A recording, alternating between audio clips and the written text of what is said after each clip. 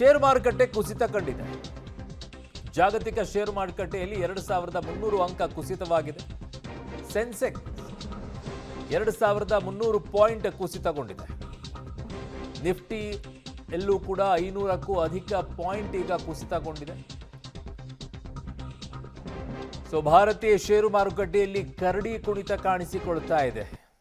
ಏನೇನು ಪರಿಸ್ಥಿತಿ ಆಗ್ತಾ ಇದೆಯೋ, ಎಲ್ಲೆಲ್ಲಿ ಯಾವ ರೀತಿ ಅಂತ ಪೆಟ್ಟು ಬೀಳ್ತಾ ಇದೆಯೋ ನಾನು ಹೇಳ್ತಾ ಇದ್ದೀನಿ.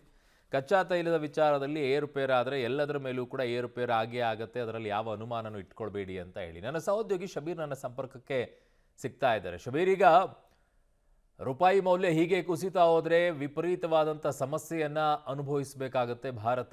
ಅದರ ಜೊತೆಗೆ ಕಚ್ಚಾ ತೈಲದ ವಿಚಾರದಲ್ಲಿ ಈ ಸಮಸ್ಯೆ ಉಂಟಾದರೆ ಇನ್ನೂ ದೊಡ್ಡ ಮಟ್ಟದಲ್ಲಿ ಪರಿಸ್ಥಿತಿಯನ್ನು ಎದುರಿಸಬೇಕಾಗತ್ತೆ. ಕಾರಣ ಬೆಲೆ ಏರಿಕೆ ವಿಪರೀತವಾಗಿ ಕಾಣಿಸ್ತದೆ. ಇಂಥ ವಸ್ತುವಿನ ಬೆಲೆ ಏರಿಕೆ ಅಂತಲ್ಲ, ಎಲ್ಲ ವಸ್ತುಗಳ ಬೆಲೆಯೂ ಕೂಡ ಏರಿಕೆ ಆಗುತ್ತೆ. ಅದು ತಿನ್ನೋ ಆಹಾರದಿಂದ ಹಿಡ್ಕೊಂಡು ಹಾಕೊಳ್ಳೋ ಬಟ್ಟೆವರೆಗೂ ಕೂಡ ಎಲ್ಲವೂ ಕೂಡ ಏರಿಕೆ ಆಗುತ್ತೆ. ಈಗ ಯಾವ ಹಂತಕ್ಕೆ ಹೋಗಬಹುದು ಅಂತ ಲೆಕ್ಕಾಚಾರಗಳನ್ನು ಅಂತಾರಾಷ್ಟ್ರೀಯ ಮಟ್ಟದಲ್ಲಿ ವಿಶ್ಲೇಷಣೆ ಮಾಡಲಾಗ್ತಾ ಇದೆ. ಇನ್ನೂ 1 ವಾರನ, 2 ವಾರನ, 3 ವಾರನ?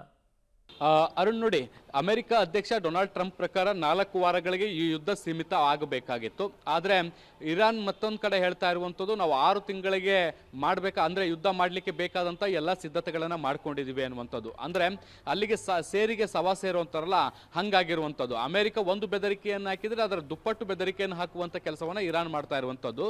ಸೊ ಅಲ್ಲಿಗೆ ನೀವು ದಾಳಿಯನ್ನು ಮಾಡಿದರೆ ನಾವು ಪ್ರತಿ ದಾಳಿಯನ್ನು ಮಾಡಲಿಕ್ಕೆ ಎಲ್ಲ ರೀತಿಯಾದಂಥ ತಯಾರಿಗಳಾಗಿದ್ದಾವೆ ಅನ್ನುವಂಥದ್ದು.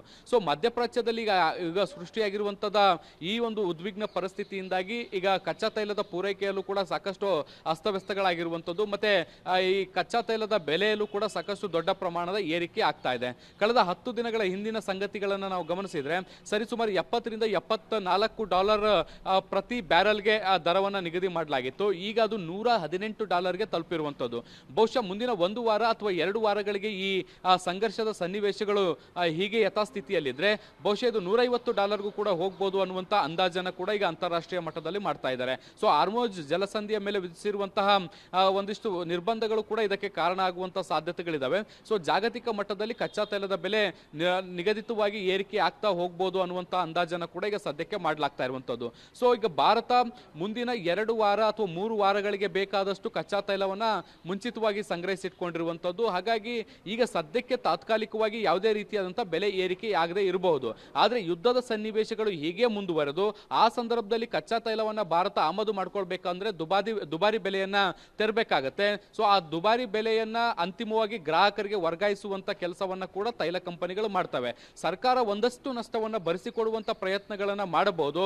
ಆದರೆ ಎಲ್ಲಿಯೇ $74, ಎಲ್ಲಿಯೇ $118 ಅನ್ನುವಂಥದ್ದನ್ನ ಕೂಡ ಅಂದಾಜು ಮಾಡಬೇಕು. ಪ್ರತಿ ಬ್ಯಾರಲ್ಗೆ $50 ರಿಂದ $100 ವ್ಯತ್ಯಾಸಗಳು ಬಂದಂತ ಸಂದರ್ಭದಲ್ಲಿ ಸರ್ಕಾರವು ಕೂಡ ಇಷ್ಟು ದೊಡ್ಡ ಪ್ರಮಾಣದ ನಷ್ಟವನ್ನು ಕೂಡ ಭರಿಸಲಿಕ್ಕೆ ಸಾಧ್ಯ ಇಲ್ಲ.